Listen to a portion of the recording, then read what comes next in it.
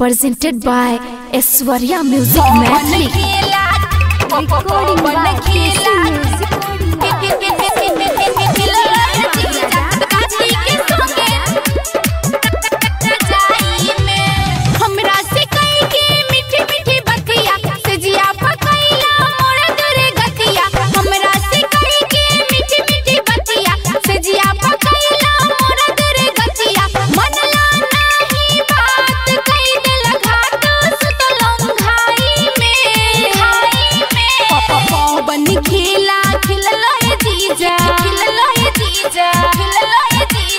कौन खेला खिलले जीजा राती के संगे रजाई में।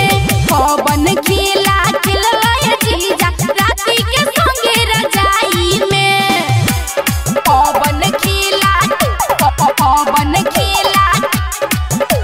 खिलले जीजा राती के संगे रजाई में। कौन खेला रजाई कितनो चिलैनी बाकी तू नहीं मनला हो। परती जवानी के खेताबा हर लगाई के करला हो। कितनो चिलैनी हो महू बाकी तू नहीं मनला हो। परती जवानी के खेताबा हर लगाई के करला हो। कहला कि तहरा जैसन माजा नहीं खेलुगाई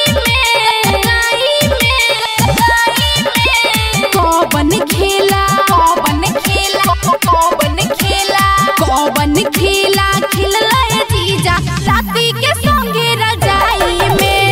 कौन खेला खिलले जीजा राती के संगे रजाई में। कौन खेला खिलले जीजा राती के संगे रजाई में। कौन खेला लड्डू राजू जीजा हो हमारा खाई गला पीजा हो। बितरी के जीजा हमार हाथ डाल के गीजा हो।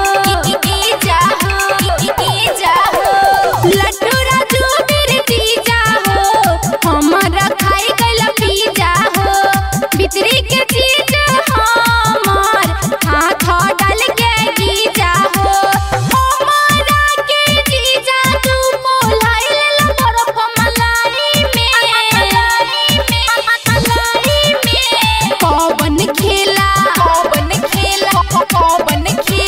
कौन खेला